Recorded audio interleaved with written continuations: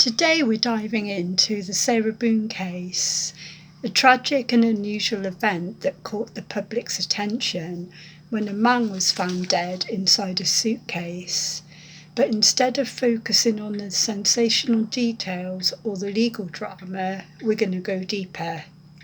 This is a sociological analysis, an examination of the structures, relationships, and cultural forces that shape cases like this one. Let's begin. When most people hear domestic violence, they imagine a male perpetrator and a female victim. But research shows that many abusive relationships involve mutual aggression, where both partners participate in cycles of conflict. In the Boone case, there were reports of a turbulent, volatile relationship reveals a pattern that's more common than many realise. And because society rarely imagines men as victims of intimate partner violence, these dynamics often go unnoticed, unreported, and untreated.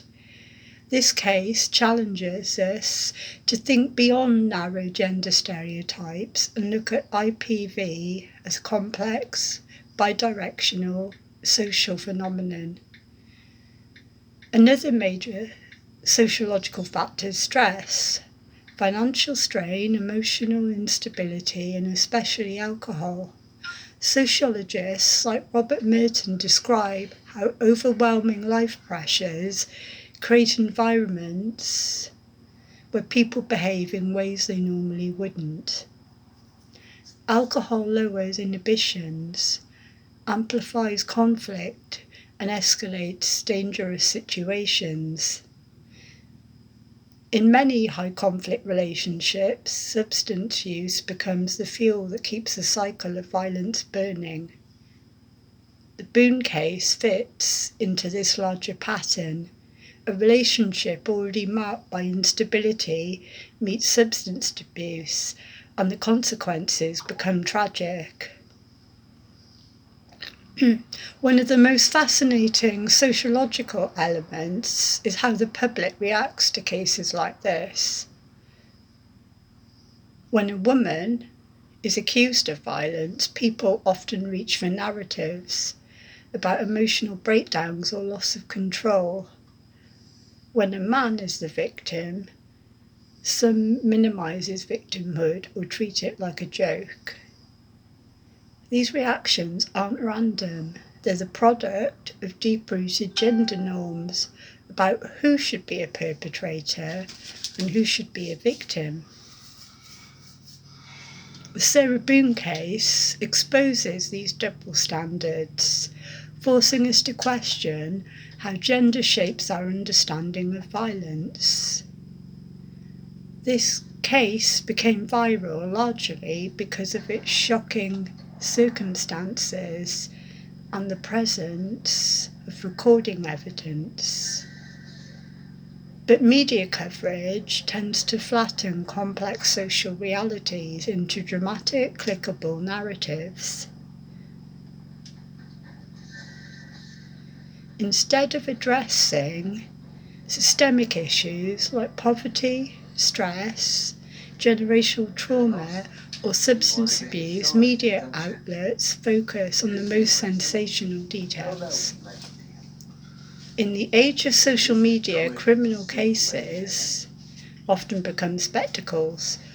People make memes, form instant judgments, or build conspiracy theories, often without understanding the deeper sociology behind the situation.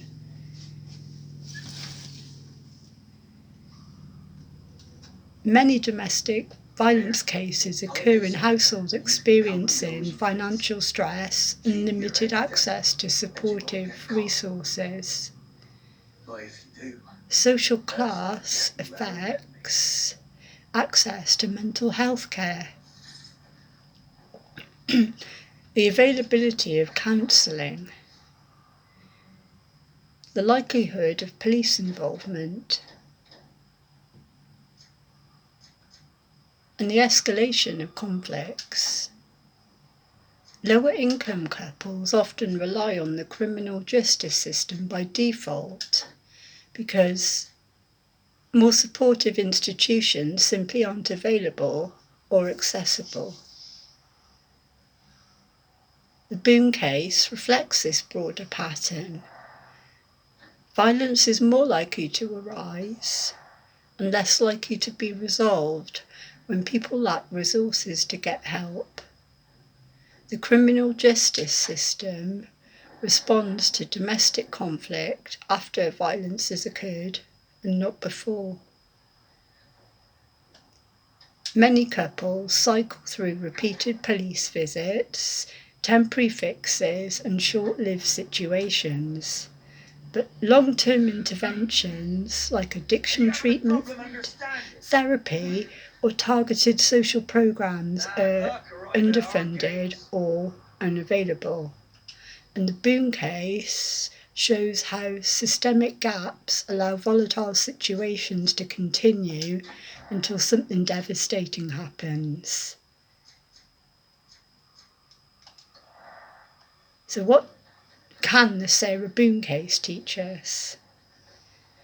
It's not just an isolated incident. It's a window into a larger societal issue. The complexity of intimate partner violence, the role of substance abuse and structural stress, the impact of gendered expectations, the sensationalism of modern media, the influence of social inequality, and the shortcomings of our institutions. By analysing this case through a sociological lens, we can see that the story is bigger than two individuals. It reflects patterns woven into the fabric of society. If you found this analysis insightful, consider liking the video, subscribing, and sharing your thoughts in the comments. Until next time, stay curious, stay critical, and stay informed.